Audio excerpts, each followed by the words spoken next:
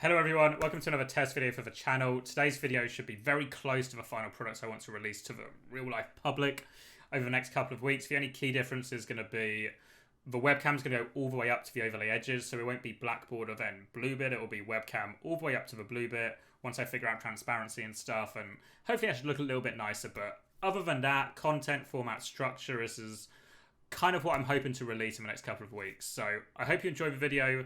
Let me know any feedback, additions, subtractions, anything like that. Today's topic is going to be our last regular season game of the year, where we played the Houston Outlaws. If you saw this game live, you're in for a treat. It was a 5-map thriller, an absolute barn burner. If people still know and use the phrase barn burner, that's what it was. It really could have it went down to the wire. It took all 5 maps to separate the two teams. I think if you look at each map individually as well, it could have gone either way. It came down to one fight on pretty much all of the maps. Ultimately, Houston were the victors, but when I look at this internally from a Spitfire perspective, it was probably our best performance of the season. When you factor in Houston have been, a top 2 team in the first half of the season, a top 3/4 team in the second half of the season. Either way, one of the best teams in the league. And for us to play so well and make it so close and really feel like every single map was there for us, a performance that certainly we could be quite proud of and gave us a lot of confidence. Head coach of London Spitfire and my boss/friend Chris tweeted this, saying it was a 5-0 in his heart, maybe a 5-0 in my heart as well, but fair to say we might be a little bit biased. But as the map was ended on Dorado, the series ended on Dorado, and GGs were being exchanged, the Houston players sent these messages with the GGs of support and encouragement on how hard it was to play against us, so that certainly gave us a lot of confidence going into it. But ultimately, we lost it still. We still lost it. So today, I want to try and look at some of that, try and figure some of that out. But before we get into the sort of meat and potatoes of it, let's look at a few clips from the game. We got to see this initial retake on Saravasa point B, where Landon's just able to keep himself alive, keep everyone else alive through everything. We're going to see Sparks trying to start with Bastino. Phyllis comes in and cancels it. We keep Spark alive through all the bombs. Now we're going to go in, keep Haddy alive. We're going to beat to keep him alive even more. We're going to take over point, get the flip. Now all of a sudden, Backbone's in trouble. Landon's about to be in trouble. Gets hit by the Doom, hacked by the Sombra. You're going to see Admiral come back just in time to get this Sombra off him. Sombra on him again. There we go, Admiral back just in time. Able to keep everyone alive. Don't lose a single person in this fight. Perfect cooldown usage from Landon. And able to pocket us just about through everything.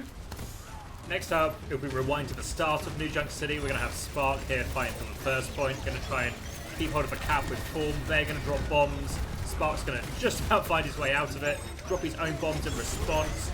Try and keep Paddy safe from this Orisa. Forces out their feet. Able to get a really nice fadeaway kill onto Happy here. Then he's able to clean more people up with the Form. Gets a second, gets a third. Secures this hold for us. And puts us in a great position for the rest of the match. Next, we'll take a look at Backbone here on New Queen Street. So we just got the cap, hoping to add a bit more distance to our lead.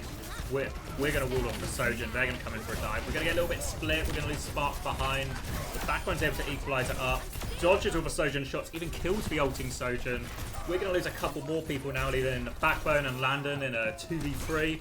But going to nail their shots. Dinks for Kiri, saves himself, sets up the kill for Landon. Going to be able to catch this Doomfist as well. Probably didn't even need the Mayolt because he clutched so hard, but works out really nicely. Lastly, we'll take out probably the coolest shot of all of them, where Spark's able to take Fearless clean out of the air with his Bastion. Fearless tries to jump, lines up perfectly. Huge shot from Sparker. We do go on to lose this fight somehow, but crazy individual play from Sparker there. For a bit of context, we hadn't played against a whole lot of dive that week. We'd mostly been playing against this Queen Sim Bastion composition that Dallas had invented and popularized, or stuff more like Toronto's composition with the Bapalari that they were having a lot of success with, or even something a bit more like Washington's composition they also used in their match this week. We'd played against a lot of dive historically, so we had this theory that we thought was pretty solid in the back of our minds, that we wanted to use, but we hadn't had a lot of chance to apply it. And I'm sure the same's pretty true for Houston, where historically they've played against a lot of Reinhardt, but got probably zero practice that week. So both teams had theories coming into it on how they wanted to play, but there was certainly a lot of changing and adapting throughout the series from both teams. I think the best place to start is to explain a bit of the theory and our base theory and see some of it in action.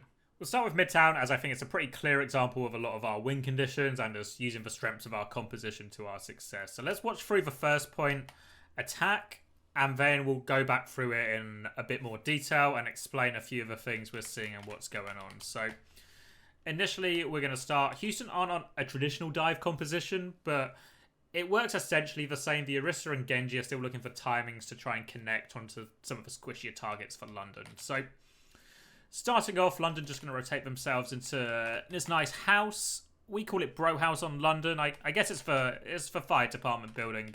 In reality, they might call it Bro House as well.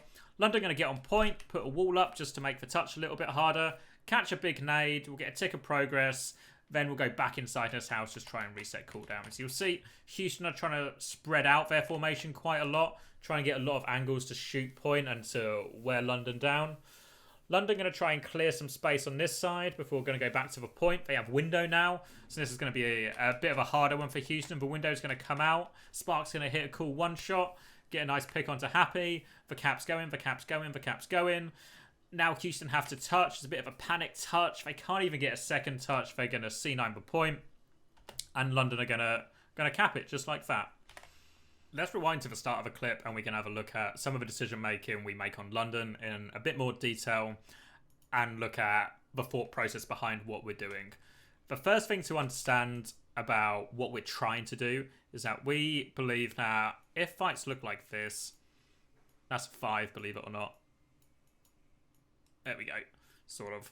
Where it's just 5 people standing in front of 5 people and we're just shooting each other. There's no flanks, nothing else is going on, especially versus dive, but against a lot of competitions. We're really confident we'll just win those fights. And especially when they're on dive, and especially in these first fight situations when there's no ults for either team, we're even more confident we'll win these situations. 9 out of 10 times, if not more. So those are the situations we want, and that's what we're going to try and get here in this first fight. So sometimes we have to use Sim TP to get in there, or if it's Control or Flashpoint, we have to do a cool rollout to try and get in there first or get a certain area of the map first. Here on Midtown first attack, there's this nice little alleyway, so we can just go down here, loads of cover to get the position we want. We can wall across the last bit and get ourselves into the firehouse. So what's nice about this for us is it's what we call a bunker position. And a bunker position is someone else. It's quite safe for us to play. The dive composition obviously wants to try and jump Landon as much as they possibly can. So having a nice bunker position, which is quite safe for him, is what we look for in positions we choose to hold and play from. And what makes this firehouse a particularly good bunker house is it's got really small chokes. So if any of Houston players come through here, loads of our heroes, Maywall, Reinhardt swing in, boop him in, even Bastionade, all really good at fighting in these areas. So Houston don't want to cross any of these lines. What also makes it really good, and this is harder to get on some maps than others, but it uses the boundary of the map. And one thing that's true when we use the boundary of the map to our advantage is it just eliminates angles for us automatically. If we were to play on top of Fire Truck for whatever reason, well, we can get attacked from this angle, from this angle, from this angle, from this angle, and every angle in between, really. But when we play in here, automatically 50% of the sides they can come from, they just physically can't because it's out of bounds on the map. There's no way. If Pelican can get here, he probably will win the game, to be fair, but there's no way for him to get here. He's not allowed in this shop or through this building.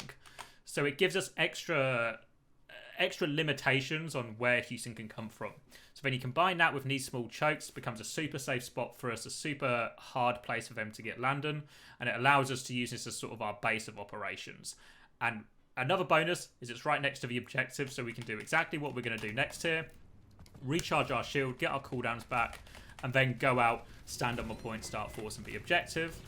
And now you can sort of see Houston are trying to play to their win condition, which is to take as many angles on us as possible, right? Violet's flanking through here. Pelican's got this. 2 people swinging here. Shu's even gone to the high ground, so we can sort of lob a nade over like this. They're trying to get a lot of angles to whittle us down and just attack us from a lot of sides. So they're going to do that. We're going to do a nice wall from Jamie to slow down Fearless. If they do hit the nade, so they force our lamp, we're forced back inside. But we did get a tick, we got a bit of progress, so we're now going to reset our cooldowns and look to do something the same. But what we're going to do first is another part of our theory, and that is that even when we have a nice bunker position with like safe chokes and safe areas, eventually obviously we have to go out into the open to say cap the objective or capture the point or whatever it might be. And because of that, that's going to be a vulnerable time for us. So we saw previously, like Pelican and Violet getting flanks. What we want to do is we want to be proactive and clear these people. So sometimes we can use the map to our advantage to get in this 5v5 situation we talked about. But other times we can do it just by pressuring the people out on the flank here. So here, we want to get rid of Violet, we want to get rid of Pelican, because if we stand here and we give, especially a team as good as Houston, but really any decent Overwatch League team, the time to set up angles and set up perfect timing and set up the perfect nade, they will just kill us. They'll be able to nail that timing. They'll bleed us out a little bit first and then find a really clean timing to go in on the same frame. It'll be really hard for us to deal with. So what we're going to try and do here is we're going to try and pressure out Violet and Pelican. Exactly what we do. We force the dash out of Pelican. We force Violet to TP back up to the high ground here. This now feels a little bit better for us. Now we're going to try and go back to forcing the objective. And you can see actually what's also happened is Jamie sort of stayed on this side with Admiral as well, just to try and pressure these guys out, keep this angle clear for us so we can try and force point and just win off this. And we've nearly got the window, which is going to make our point force even better. So we drop the window, we're forcing the point. We're going to one-shot the Bastion, which always helps. But what we have now is great point pressure. If I pause it right now, and then I look at, well, we've already got 2 ticks. There's only 1 tick left. Pelican and Violet's angle doesn't feel great. If I go to Fearless's point of view, well, he's used Spin and he's used his Fortify, but he has to touch the point. So if we, what Fearless has to do? Well, he has to go and try and touch the point, right? Pelican's going to get the first touch. Now he has to go with his second spin, but he can't even make it in time. And if we just roll it back 10 seconds, an important thing we've managed to do here by forcing the objective is we force Houston's hand. We force them to come and touch here. So if we watch what happens here, because the objective is so close to being capped, Pelican has to dash in to get the touch. So what Houston would love here is that Pelican is doing this at the same time Violet peeks this, at the same time Fearless walks in, at the same time the nade comes in. But because we're using the objective, they can't wait for their perfect timing. They have to go now. If they don't go now, they miss their opportunity. And because of this, we've managed to just desync their timing, desync their opportunities, force it, and we've just made it impossible for them. And we'll just get first cap off nothing more than a nice rotation and some disciplined play. Now, if we look at the overtime attack, so London Spitfire attacking first point Midtown again, we'll see Houston have changed their composition up a bit, right? They're now looking way more like a traditional dive composition. A few more people, like the Doom and the Sombra, who can get good touches and stuff to slow us down. But it's a really effective strategy, especially when there's no ults in place. So we'll see what happens, but if you watch the game live, you might well remember what happened. This time, we're going to be on Sim. We're going to just TP again, straight to our favourite little bunker. You can see Houston again trying to set up lots of different angles. They've got Shu hiding all the way up here. They've got Fearless on this angle. And then what's going to happen is Fearless is going to make a mistake, essentially, and we're going to get a vintage pin out of Haddy. So we kind of just won the fight here already. But you can see, actually, if we play the clip on, what's going to happen is we're now going to start touching the point. Pelican's forced to touch early. All right, Pelican's now forced out, but it's only 1 tick, so all this pressure. So now all of a sudden, Happy's going to have to go. So obviously, in a lot of ways, we win this because of a vintage pin onto Fearless. But the exact same thing is true where all of a sudden you see Pelican and Happy aren't able to set anything up on their own timing. Shu's not able to get the nade on his tank and DPS's timing. We just get a one shot and we win it, but the concept behind what we're doing is really the same and it's really effective, especially in these neutral situations. Now we've got all those ideas and theory in mind, let's look at a more complicated example from our Midtown attack again, this time on second point. But now they've got loads of scary ultimates. We're still on the same comp. We've got decent ultimates as well, but we've also got to try and take this area of the map, which is a lot more open than first. Also, we've got to come out of this tunnel, which is annoying if like there's an Anna or something up here. And it's just a bit easier for them to set up angles and surround us. They've got some nice places to engage from. And it's just a more difficult part of the map. But let's see how we tackle it, because I think we do a really good job here.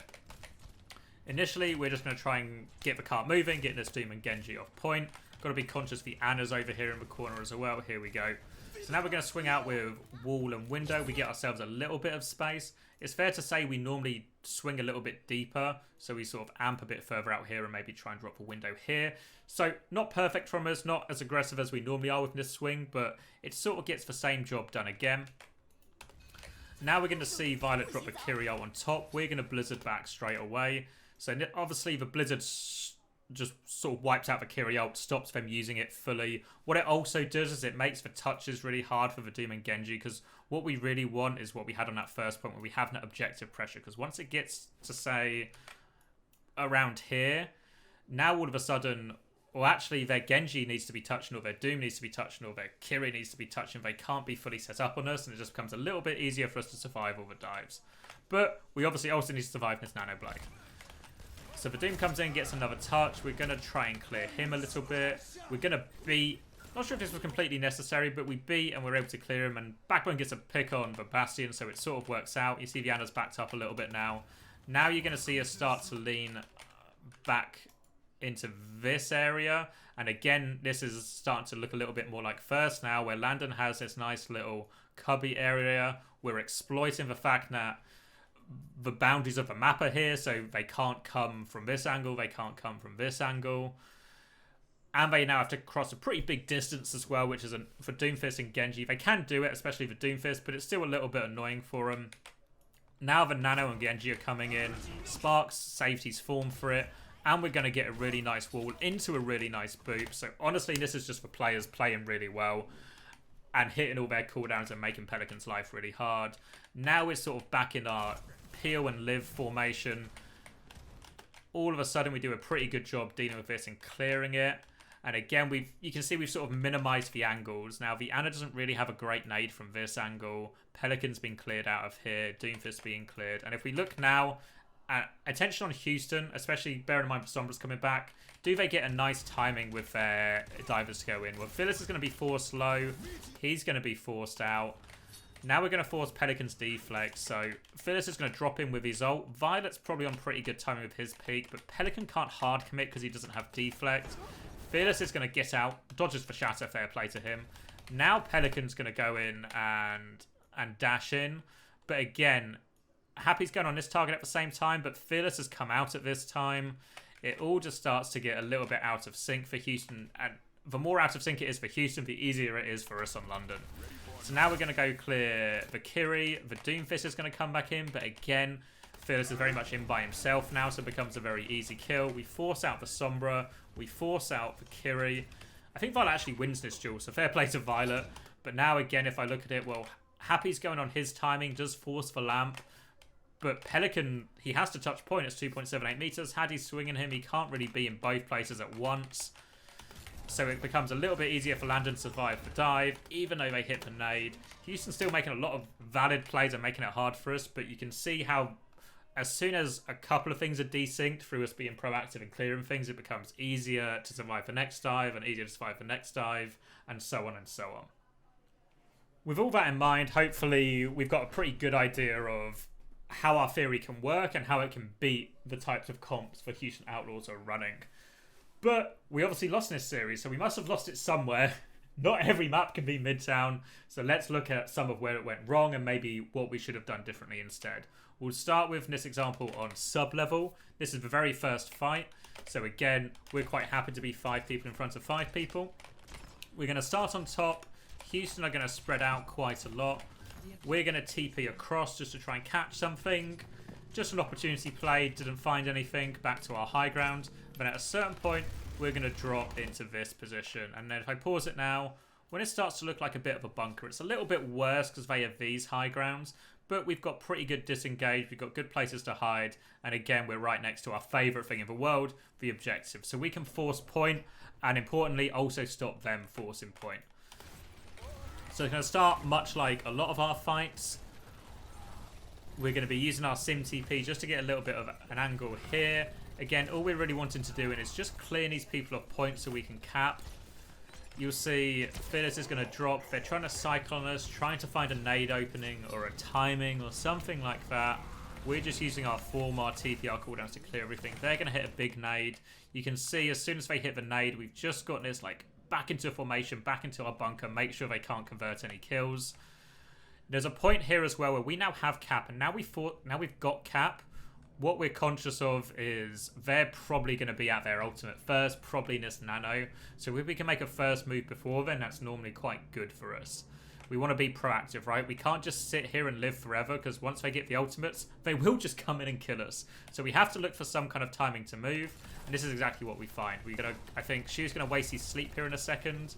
So yeah, they use bubble. Shu's going to use sleep, and we see this is our timing to do something aggressive with the TP. We're going to TP up. They hit the nade just before we go, which is suboptimal, of course, but we get up, and because Shu and Violet have crept so far forward, they're actually just in a really killable position for us now. So we TP up, we get loads of damage onto both of them, we'll kill both of them. Huge advantage for us now. They do get the nano off before Shu dies, but as soon as that nano goes off, where are we? Immediately back in formation. Looks pretty good. All this time, we're going to be able to window. We're going to stop the cap flipping over. We keep control of this. All the time our percent's ticking up. We're able to get all the cleanup kills. Seems pretty good. And you might be thinking right now, I thought this was the bad example. Don't worry, it's coming. So if we fast forward to the next fight, and it's going to be a very similar situation. We're going to start on the high ground. They have some scarier ults coming back. At a certain point, we're going to drop down to point. But then instead here, when they're forcing point with their Kiri and their Genji and playing for this, we're worried about their big ult, so the EMP mainly. So we're going to try and do something aggressive to out-tempo the EMP. The problem with us choosing to out-tempo the EMP now is it's a bit too late, because they've already got people touching point, and their formation seems pretty good. You know, they're quite spread out, hard for us to catch. So we're going to go up top. We end up setting up the perfect EMP for Happy. They're going to immediately kill Backbone, which is obviously not good. And they're going to flip the cap, which is the real disaster. Because then our decision after this, we trade Fearless. So it's now 4v4. We've got beat. So we think, we can clutch this. And it's not the worst call in the world. Because if you look how this clutch sort of goes, we're going to beat versus the Blade. Hattie's going to chase Vianna a bit. Spark's going to get a kill. Pelican trades it back. But we trade Pelican.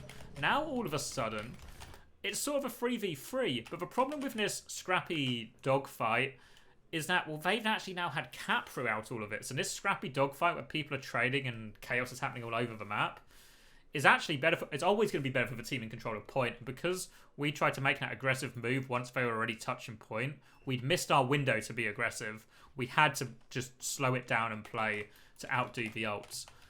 So because of that, eventually they're going to clutch with these ultimates. We're going to wall. They're going to get a good nade. Then I think Fearless just gets enough value with this primal and it works out. Yeah, the kill onto Hadi.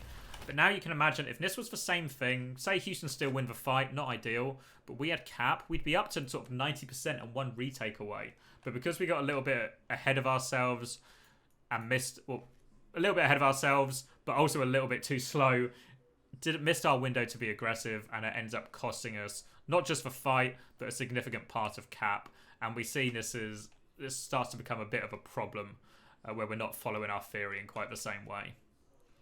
We'll move on to a more pivotal situation where we didn't apply our theory and it cost us really dearly. So this is the last fight on Antarctic, the first map of the series.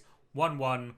Winner of this fight takes the first map and obviously puts themselves in a pretty good position in the series.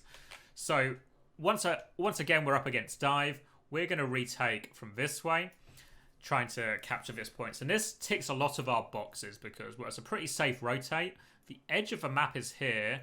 And honestly, even these rooms are pretty hard for them to use. So all of a sudden, we've got a pretty nice bunker spot. And it's true, it's really hard for Houston to dive us in this.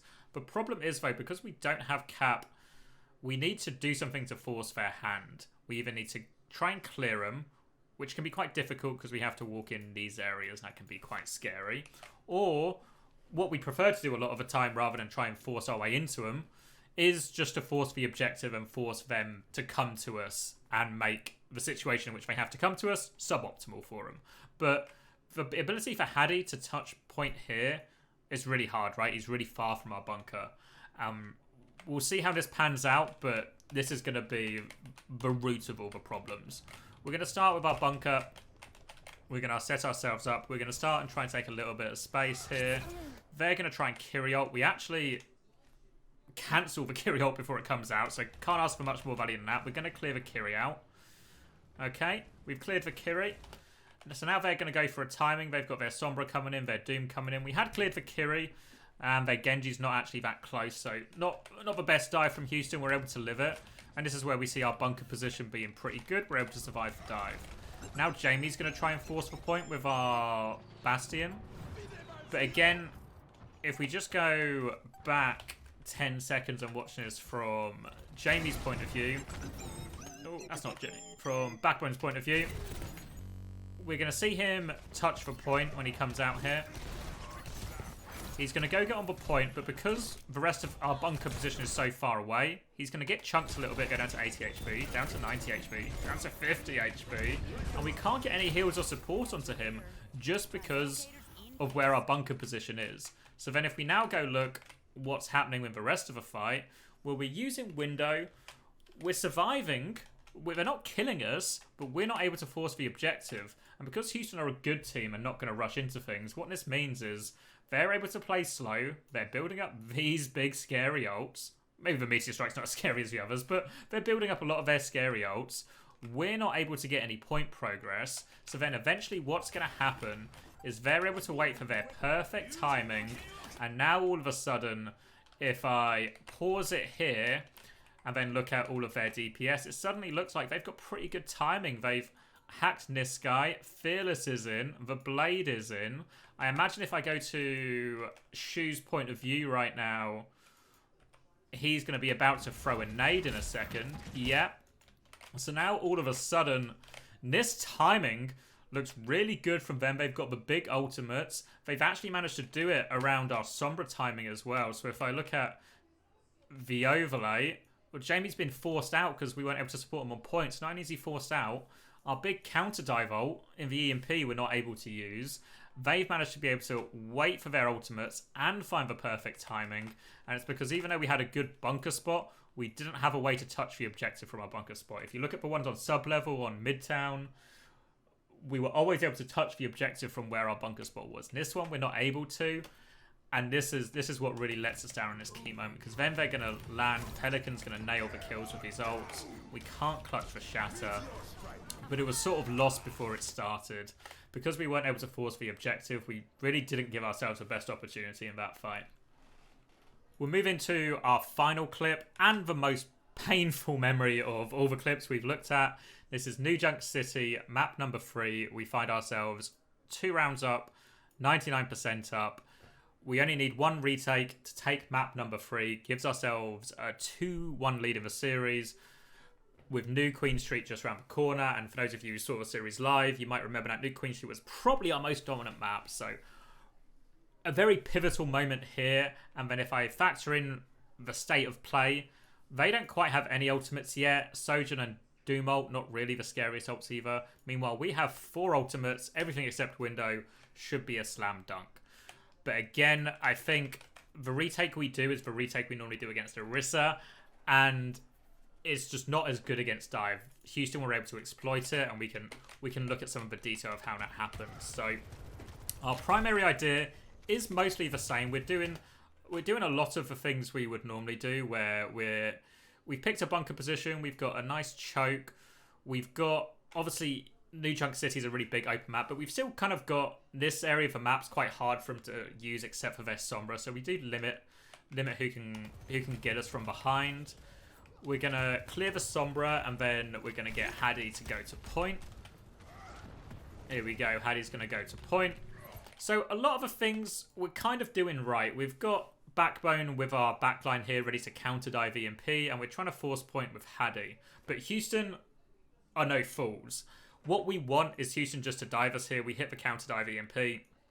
Hadi maybe even has pin to come back, and we can kill him, and it would look really good. But Houston, just like they were in the previous clip we saw on Antarctic Icebreaker, they're going to play it really slow, really patiently. They're going to realise that we actually do want to be dove in this area. What we don't want is Hadi to be whittled down. And because of the way this point is laid out, it's very easy for Fearless to get a touch, then for their Lucio to touch. They're gonna pop the Sojourn ult. And again, you see, where's everyone's focus? The Sombra's looking at Hadi. They're sliding in on Haddy. The Doom's punching in on Haddy. No one's looking in this area. We're not ready for it.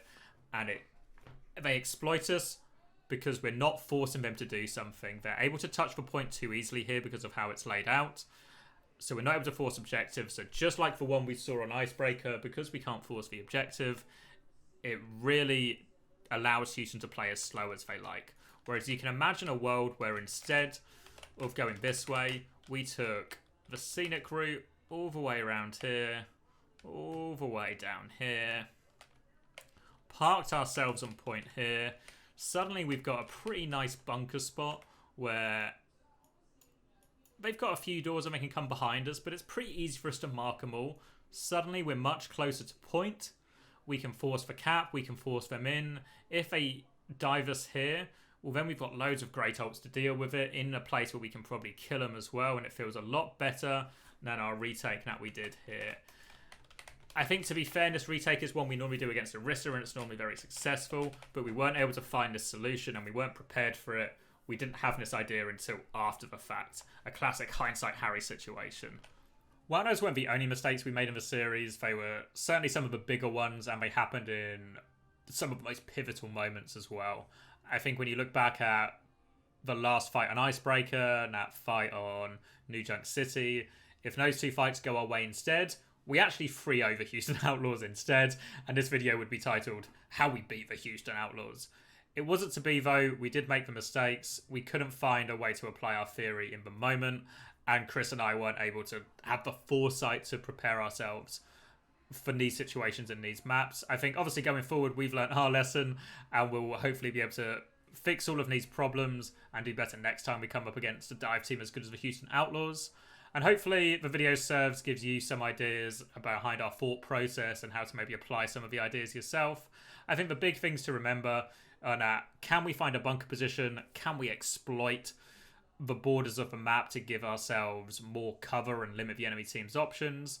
Can we be always proactive? Can we clear them? Can we push back at a certain time if we've got enough cooldowns out or there's a scary ult coming?